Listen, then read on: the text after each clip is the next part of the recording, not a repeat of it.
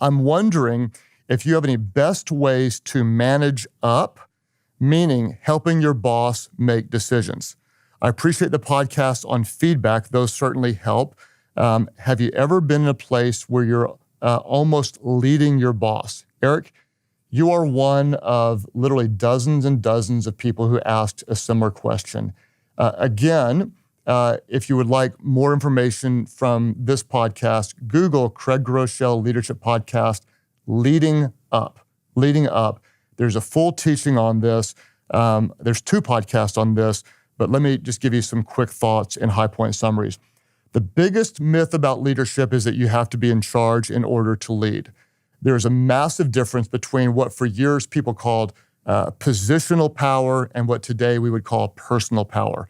Positional power is the title or the position. Personal power is based on what a group of people think. Positional power today is not what it used to be. Personal power matters so much more. If you want influence, care about people, love people, help them improve, I always love to say that people will follow a leader with a heart faster than a leader with a title.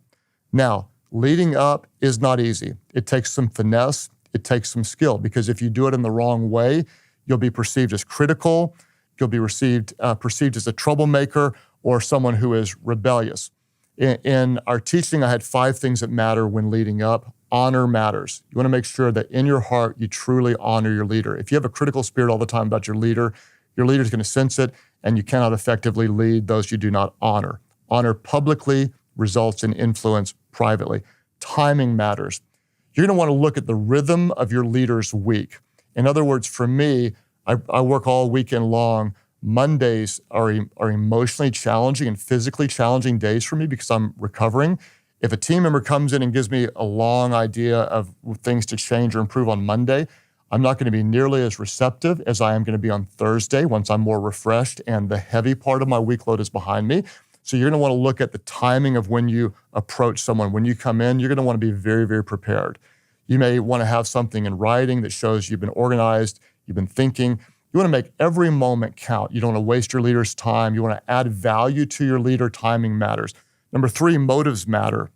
When you approach your leader, you want to approach with the attitude to serve. Examine your motives. If you honestly think you're smarter rather than you're trying to add value, your leader's going to smell that.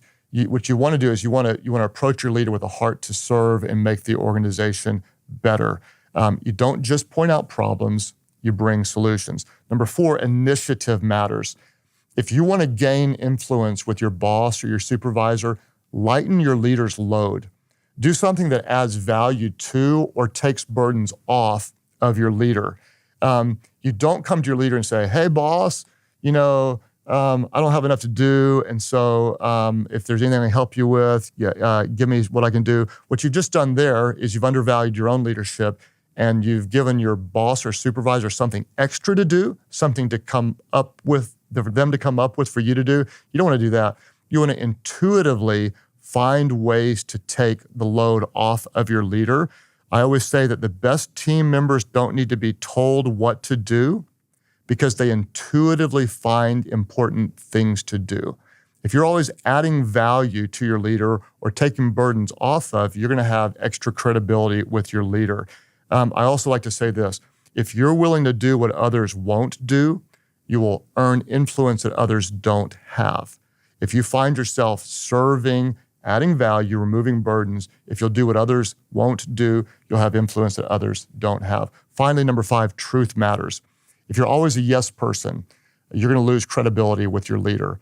Truth always trumps flattery. You have to tell the truth, but you want to do it in a loving way. Now, if you are a leader of an organization right now, what I just want to say to you is I get this question over and over and over and over again, over and over and over again. Everywhere we go, we get this question: how do I influence my boss? What that tells me as a leader, I have to work incredibly hard to tap into the wisdom of my team, because I never want team members to have great ideas and yet not tap into that wisdom. As a leader, you don't ever want your team to feel like you're not listening, because no organization will ever be what it could be without upward and honest communication. Let me say it again. Leaders, recognize this. Your team, they are valuable. If they're not, find someone who is. No organization will ever be what it could be without honest, upward communication.